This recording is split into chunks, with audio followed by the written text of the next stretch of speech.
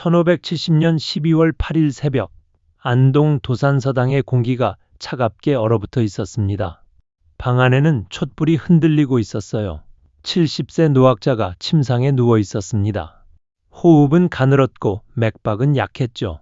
제자들이 주변에 빙 둘러서 있었습니다. 류성룡은 눈물을 참았어요. 김성일은 고개를 숙였습니다. 조목은 스승의 손을 잡고 있었죠, 선생님. 제자들은 말도 제대로 나오지 않았습니다. 노학자의 눈이 천천히 떠졌습니다. 시력은 이미 거의 없었어요. 하지만 그의 시선은 한 곳을 향했습니다. 창밖이었죠. 그곳에는 작은 매화나무가 서 있었어요. 겨울 추위 속에서도 꽃망울을 맺고 있었습니다. 선생님은 평생 그 매화를 아꼈죠. 매형이라고 불렀어요. 매화 형님. 매화를 친구이자 스승으로 여긴 것입니다. 저 매형에게 노학자의 입술이 움직였습니다. 목소리는 너무 작아 제자들은 귀를 기울여야 했어요. 물을 주어라. 그것이 마지막 말이었습니다. 숨이 멎었습니다. 제자들은 그제야 울음을 터뜨렸죠. 통곡 소리가 도산서당을 가득 채웠습니다. 다음 날 아침 소식이 전국으로 퍼졌어요. 퇴계 선생이 돌아가셨다. 조정이 발칵 뒤집혔습니다. 선조는 조회를 중단했어요. 3일 동안 정사를 돌보지 않았습니다. 나라의 큰 기둥이 무너졌다. 백성들도 통곡했죠. 우리의 스승이 떠나셨다. 퇴계 이황, 그는 단순한 학자가 아니었습니다. 한 시대의 정신이었어요.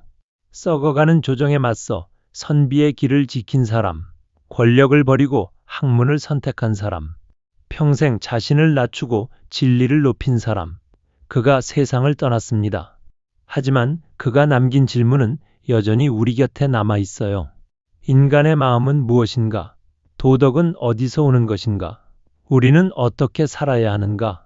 1501년 11월 25일 겨울, 경상도 안동 온계리, 가난한 무관 집안에서 막내 아들이 태어났습니다. 이황이었어요. 집안은 원래 진보에서 살았지만 할아버지 때 안동으로 이사했죠. 이황의 아버지 이식은 진사시험에 합격한 작은 선비였습니다. 나이 들어 늦둥이로 얻은 아들이었어요. 첫 부인과 사별한 후 재혼해서 낳은 자식이었습니다. 그런데 기이한 일이 있었습니다. 아이가 태어나기 전날 밤이었어요. 어머니 박씨가 꿈을 꾸었습니다. 공자가 대문 안으로 들어오는 꿈이었죠. 이식도 같은 꿈을 꾸었습니다. 두 사람은 신기해했어요. 다음 날 아이가 태어났습니다. 부부는 그 대문을 성립문이라 불렀죠. 성인이 오신 문. 하지만 기쁨은 오래가지 않았습니다. 아이가 태어난 지 7개월 만에 아버지가 세상을 떠났어요. 이식은 66세의 나이였습니다. 늙은 몸으로 아이를 보지도 못하고 눈을 감았죠.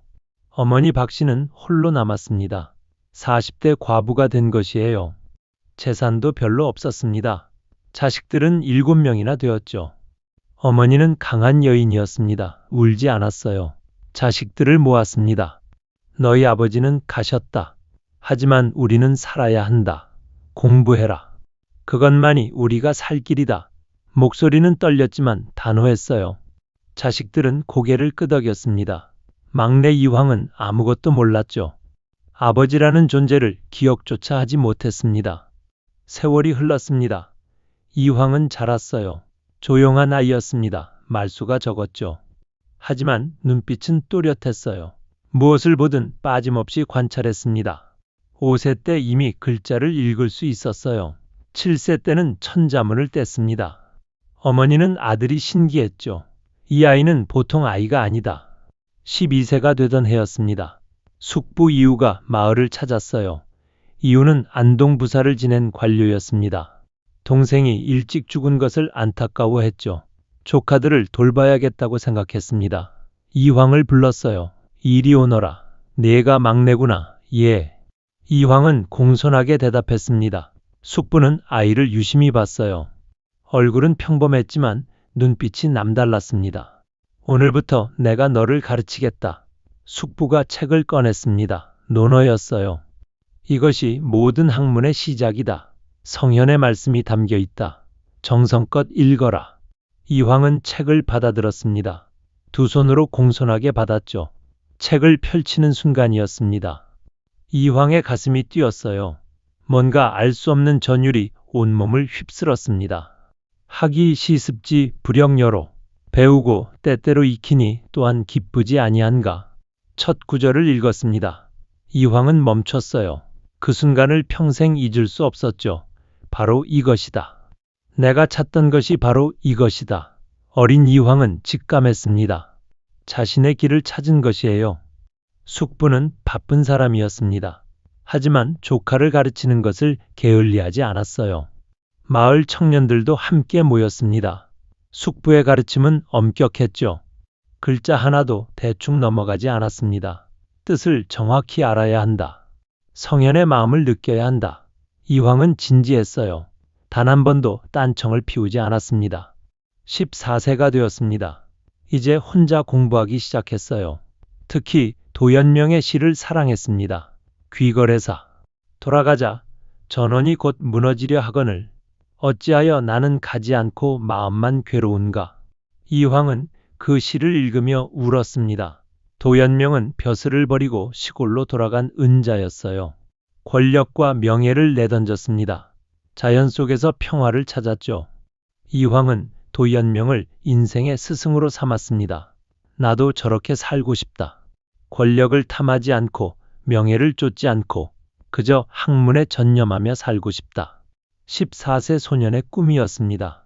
그 꿈은 평생 변하지 않았어요. 18세 이황은 시를 지었습니다. 야당 밤의 연못이라는 뜻이었어요. 그 시는 훗날 이황의 대표작이 되었습니다. 벌레 소리 그치고 밤이 고요한데 작은 연못엔 달빛만 가득하네. 어린 나이에 이미 완숙한 경지였죠. 마을 사람들이 놀랐습니다. 저 아이는 비범하다. 하지만 행복은 오래가지 않았습니다. 20세 무렵이었어요. 이황은 주역에 빠져들었습니다. 우주의 이치를 담은 책이었죠. 밤낮 없이 읽었어요. 밥 먹는 것도 잊었습니다. 잠자는 것도 아까웠어요. 공부, 오직 공부뿐이었습니다. 어머니가 걱정했습니다. 아들아, 제발 몸을 돌보아라. 밥이라도 제대로 먹어라. 하지만 이황은 들리지 않았어요.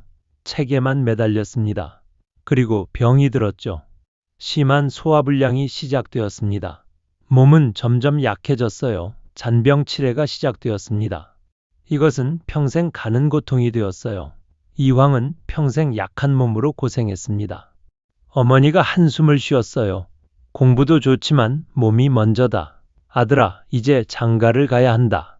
가정을 꾸려라. 이황은 어머니의 뜻을 거역할 수 없었습니다. 24세에 첫 결혼을 했어요. 신부는 허씨 집안 딸이었습니다. 부유한 집안이었죠. 결혼은 행복했습니다. 허씨는 현명한 여인이었어요. 남편을 잘 내조했습니다. 첫 아들이 태어났고 둘째 아들도 태어났죠. 이황은 기뻤습니다. 하지만 행복은 짧았어요. 1528년 이황이 28세 때였습니다. 허씨가 둘째 아들을 낳고 한 달 만에 세상을 떠났습니다. 산후병이었어요. 이황은 망연자실했습니다. 어떻게 이럴 수 있나? 아내의 시신 앞에서 밤새 울었어요. 아이들은 울부짖었습니다. 어머니. 하지만 허씨는 돌아오지 않았죠. 3년상을 치렀습니다. 그 시간은 고통이었어요. 1530년 이황은 재혼했습니다. 30세였어요. 신부는 권씨 집안 딸이었습니다.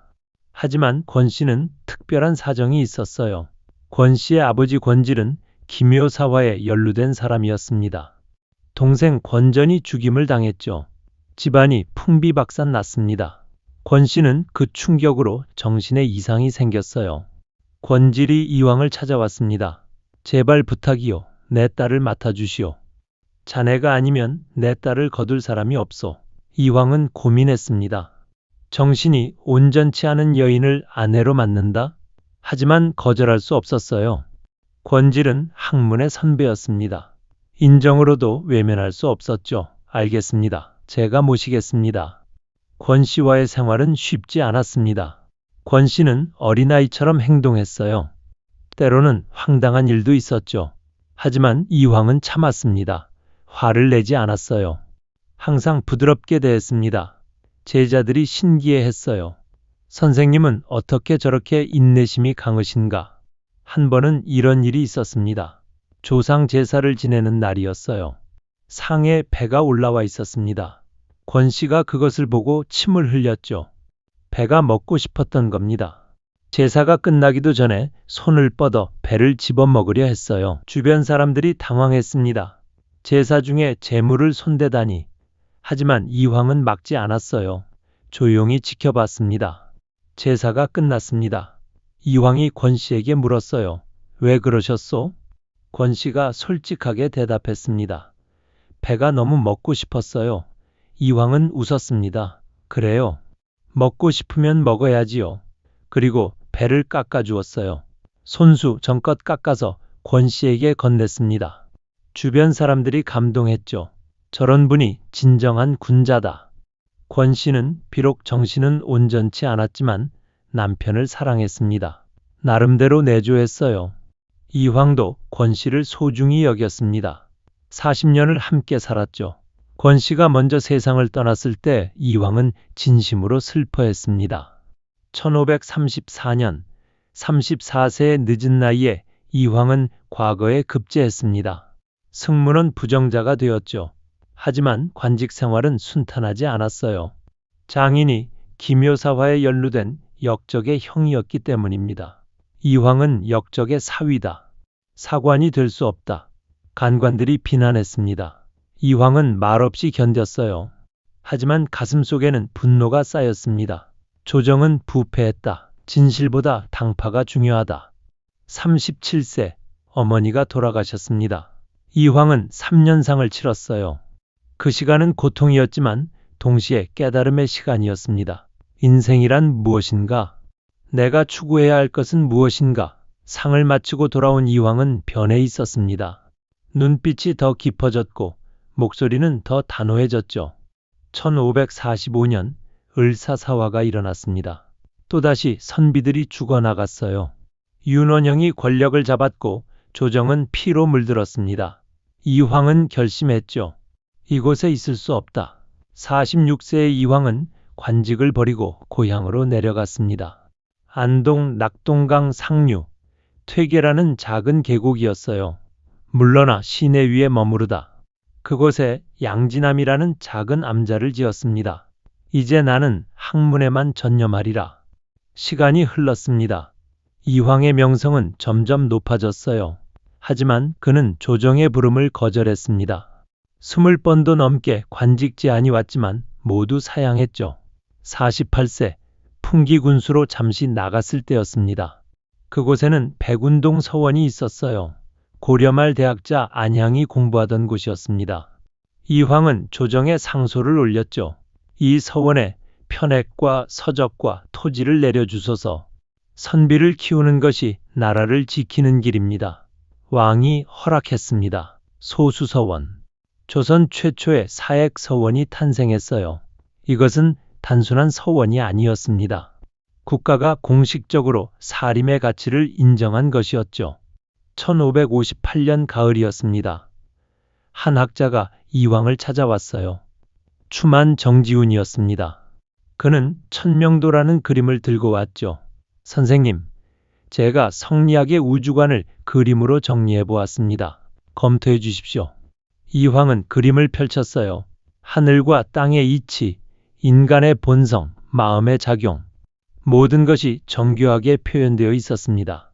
이황은 천천히 읽어 내려갔습니다. 한 구절 한 구절 음미했어요. 대부분은 훌륭했습니다. 하지만 한 대목에서 멈췄죠.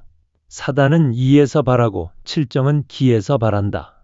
이황의 미간이 좁혀졌습니다. 이 표현은 문제가 있어. 정지훈이 긴장했어요. 무엇이 문제입니까? 이황이 설명했습니다.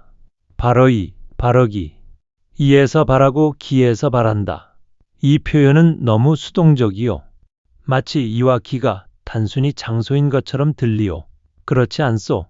이와 기는 능동적으로 작용하는 것이요. 붓을 들었습니다. 이지발, 기지발, 이가 바란 것이고 기가 바란 것이다. 이렇게 써야 하오. 정지훈은 고개를 끄덕였어요. 역시 선생님이십니다. 두 사람은 그 의미가 얼마나 크게 논쟁을 불러일으킬지 몰랐습니다. 1558년 겨울, 서울에서 과거를 보러 온 한 젊은 학자가 정지훈을 만났습니다. 기대승이었어요. 27세의 수재였죠. 정지훈이 자랑스럽게 천명도를 보여줬습니다. 이것은 퇴계 선생께서 수정하신 것이요. 기대승은 그림을 받았어요. 관심 있게 살펴봤습니다. 그러다가 그 구절을 보았습니다. 사단은 이가 바란 것이고 칠정은 기가 바란 것이다. 기대승의 얼굴이 굳었어요. 이것은 잠시 침묵이 흘렀습니다. 이것은 문제가 있습니다. 정지훈이 놀랐습니다. 무슨 말이요? 퇴계 선생의 견해를 의심하는 것이요? 기대승은 단호했습니다. 스승이라 해도 잘못이 있으면 지적해야 합니다. 그것이 학문하는 자세입니다. 기대승은 서울로 돌아갔습니다. 하지만 마음이 편치 않았어요. 밤새 고민했습니다. 사단과 칠정을 이와 기로 나눌 수 있는가? 측은지심, 수오지심, 사양지심, 시비지심, 이것이 사단입니다. 희루애락 애우욕, 이것이 칠정이죠. 퇴계 선생은 사단은 순전히 이에서 나오고 칠정은 기가 섞여 나온다고 하셨다. 하지만 그것이 맞는가? 기대승은 결론을 내렸습니다. 틀렸다. 사단과 칠정은 별개가 아니다. 칠정은 인간의 모든 감정이다. 사단은 그 중에서 선한 것만 가리킨 것일 뿐이다. 어떻게 이와 기로 나눌 수 있는가? 이와 기는 섞일 수 없다고 하면서 어떻게 사단만 순전히 이라고 할 수 있는가? 1559년 3월, 기대승은 마침내 편지를 썼습니다. 존경하는 퇴계 선생님께 소생이 천명도를 보았습니다. 훌륭한 그림이었습니다. 하지만 한 가지 여쭙고자 합니다. 편지는 길었어요. 예의 바르게 썼지만 내용은 날카로웠습니다. 선생님께서는 사단을 이의 발현이라 하시고 칠정을 기의 발현이라 하셨습니다. 하지만 맹자께서 사단을 말씀하신 것은 칠정과 별개로 말씀하신 것이 아닙니다. 칠정 속에 포함된 선한 감정을 특별히 지적하신 것입니다.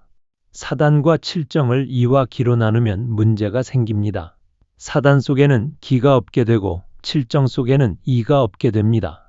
이것은 성리학의 근본 원리에 어긋나지 않습니까? 편지를 다 쓰고 기대승은 망설였습니다. 이것을 보내야 하나?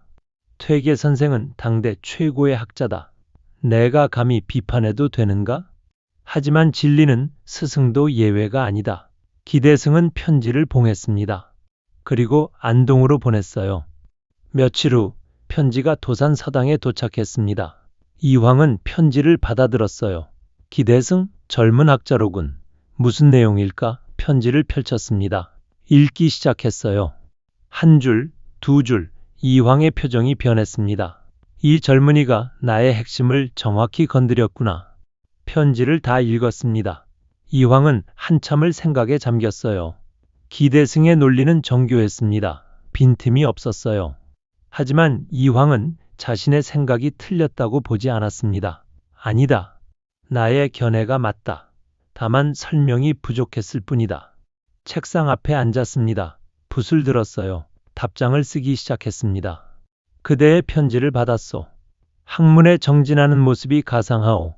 하지만 나는 그대와 의견이 다르오. 주자의 어류를 보시오. 분명히 나와 있어. 사단은 이의 발현이요. 칠정은 기의 발현이라고. 이황은 자신의 입장을 정리했습니다. 사단과 칠정은 근원이 다르다. 사단은 본 연지성에서 나온다. 순전히 이다. 항상 선하다. 칠정은 기질지성에서 나온다. 이와 기가 섞여 있다. 선할 수도 있고 악할 수도 있다. 이것을 구분하는 것이 중요하다. 그래야 도덕의 근거가 확실해진다. 편지를 봉했습니다. 제자를 불러 서울로 보냈어요. 기대승에게 전해라. 며칠 후 기대승이 답장을 받았습니다. 읽었어요. 고개를 저었습니다. 선생님께서 오해하고 계신다. 다시 편지를 썼습니다. 이번에는 더 자세히 설명했어요. 선생님, 제가 말씀드리고자 하는 것은 이것입니다. 인간의 마음은 하나입니다. 그 마음에서 바라는 정도 하나입니다. 다만 그 정이 절도에 맞으면 선이고 절도에 맞지 않으면 악입니다. 사단은 칠정 중에서 절도에 딱 맞는 것을 가리킨 이름입니다. 별개의 감정이 아닙니다. 비유하자면 이렇습니다. 칠정은 큰 바다와 같습니다. 사단은 그 바다 중에서 맑은 부분을 가리킨 것입니다. 어떻게 바다를 둘로 나눌 수 있습니까? 물은 하나인데 맑고 탁한 것만 다를 뿐입니다. 선생님께서 이와 기로 나누시면 마치 두 개의 바다가 있는 것처럼 됩니다. 편지를 보냈습니다. 이황이 받았어요. 읽었습니다. 이황은 고민에 빠졌습니다. 이 젊은이의 논리가 점점 더 정교해지고 있다. 하지만 나는 내 입장을 고수해야 한다. 밤새 책을 뒤졌어요. 주자의 글을 다시 읽고 또 읽었습니다. 정말로 내가 맞는 것인가? 1560년 8월 기대승이 두 번째 긴 편지를 보냈습니다. 이번에는 더 강했어요. 선생님의 말씀을 거듭 생각해 보았습니다. 하지만 여전히 동의하기 어렵습니다. 주자도 완벽하지 않습니다. 주자의 말씀 중에도 전후가 맞지 않는 것이 있습니다. 우리는 주자의 정신을 따라야지 글자에 얽매여서는 안 됩니다. 이황은 편지를 읽고 놀랐습니다. 이 젊은이가 주자도 비판하는구나. 대담하다. 하지만 틀리지 않았다. 학문은 권위에 굴복해서는 안 된다. 이황은 자신의 견해를 다시 검토했습니다. 정말로 내가 틀린 것은 아닐까? 1560년 11월 이황은 마침내 자신의 표현을 수정했습니다. 그대 말에도 일리가 있소. 나의 표현이 오해를 불러일으킬 수 있겠소. 이렇게 바꾸겠소. 사단은 이가 바라면 기가 따르는 것이요. 칠정은 기가 바라면 이가 타는 것이요. 이리발이 기수지 칠정 기발이 이승지. 이것은 놀라운 일이었습니다. 당대 최고의 대학자가 젊은 학자의 비판을 받아들여 자신의 이론을 수정한 것이죠. 조선학계는 경악했습니다. 퇴계 선생께서 견해를 바꾸셨다니. 하지만 이황은 개의치 않았어요. 진리 앞에서는 나이도 지위도 의미 없다. 기대승은 답장을 받고 감동했습니다. 역시 퇴계 선생님이시다. 하지만 여전히 완전히 만족스럽지는 않았어요. 다시 편지를 썼습니다. 선생님의 수정에 감사드립니다. 하지만 여전히 문제가 있습니다. 선생님 표현에 따르면 사단은 이가 바라고 기가 따른다고 하셨습니다. 그렇다면 사단의 주체는 여전히 이입니다. 칠정은 기가 바라고 이가 탄다고 하셨으니 칠정의 주체는 기입니다. 결국 사단과 칠정이 여전히 구분되고 있습니다. 편지는 계속되었습니다. 1년, 2년, 3년, 4년, 5년, 6년, 7년, 8년. 두 사람은 8년 동안 편지를 주고받았어요. 한 번도 만난 적이 없었습니다. 오직 편지로만 대화했죠. 하지만 그 깊이는 이루 말할 수 없었어요. 편지를 주고받으며 두 사람은 서로를 더 존경하게 되었습니다. 이황은 기대승의 날카로운 논리를 인정했어요. 기대승은 이황의 깊은 식견에 감탄했습니다. 두 사람 모두 상대방으로부터 배웠죠. 1566년 7월 기대승은 마지막 논문을 썼습니다. 사단칠정 후설과 사단칠정 총론. 8년 논쟁을 정리한 글이었어요. 결론은 이렇습니다. 사단과 칠정을 근원에서 나눌 수는 없습니다. 모두 마음에서 나옵니다. 모두 이기를 겸합니다. 다만 사단은 절도에 맞는 것이고 칠정은 절도에 맞을 수도 맞지 않을 수도 있는 것입니다. 이황은 그 논문을 받았습니다. 읽었어요. 한참을 생각했습니다. 그리고 답장을 썼죠. 훌륭하오. 그대의 학문이 이제 원숙의 경지에 이르렀소. 나는 그대와 이렇게 논쟁할 수 있어 참으로 기뻤소. 이것이 진정한 학문하는 즐거움이요. 하지만 이황은 자신의 견해를 완전히 버리지는 않았습니다. 나는 여전히 내 생각이 옳다고 믿소. 하지만 그대 생각도 틀리지 않았소. 우리는 같은 산을 다른 길로 오르고 있을 뿐이요. 정상에서 만나게 될 것이요. 1570년 이황이 세상을 떠났습니다. 2년 뒤 기대승도 따라갔어요. 하지만 그들의 논쟁은 끝나지 않았습니다. 이후 율곡 이이가 기대승의 편을 들었고 우욱의 성혼이 이황의 편을 들었죠. 조선 성리학계는 이 논쟁을 수백 년 동안 계속했습니다. 주리파와 주기파로 갈라졌어요. 동인과 서인, 남인과 북인, 당파 싸움으로까지 번졌습니다. 하지만 중요한 것은 논쟁의 승패가 아니었습니다. 두 학자가 보여준 자세였어요. 서로를 존중하며 진리를 찾아가는 모습, 나이와 지위를 따지지 않고 오직 학문으로 대화하는 모습, 상대의 비판을 기꺼이 받아들이는 열린 마음, 이것이 진정한 학자의 모습이었습니다. 1560년 이황은 도산서당을 지었습니다. 60세였어요. 이제 나는 여기서 제자들을 가르치리라. 제자들이 모여들기 시작했습니다. 멀리 전국 각지에서 왔어요. 이황은 제자를 받을 때 특별한 방법을 썼습니다. 어느 한여름이었어요. 한 젊은이가 제자가 되고 싶다며 찾아왔습니다. 이황은 그에게 정중한 옷차림을 하고 앉으라고 했죠. 자신은 시원한 옷을 입었습니다. 그리고 이야기를 시작했어요. 1시간, 2시간, 더위는 점점 심해졌습니다. 젊은이는 땀을 뻘뻘 흘렸어요. 하지만 옷을 벗지 않았습니다. 끝까지 참았죠. 이황은 고개를 저었습니다. 그대는 제자가 될 수 없소. 젊은이가 놀랐습니다. 왜 그러십니까? 제가 예를 지켰습니다. 아니요. 그대는 인간의 본성을 억압했소. 더우면 옷을 벗어야 하오. 그것이 자연이요. 억지로 참는 것은 강직함이지 진정한 덕이 아니오. 이 젊은이가 정인홍이었습니다. 그는 결국 남명조식의 제자가 되었어요. 후에 광해군 시대 권력자가 되어 수많은 사람을 죽였습니다. 이황의 예견이 맞았던 것이죠. 하지만 이황이 받아들인 제자들은 달랐습니다. 1562년 어느 날 21세 젊은이가 도산서당을 찾았어요. 류성룡이었습니다. 선생님, 근사록을 배우고 싶습니다. 이황은 그를 시험했습니다. 질문을 던졌고 류성룡은 대답했어요. 1시간이 지났습니다. 이황의 눈이 빛났습니다. 이 사람은 하늘이 낸 사람이다.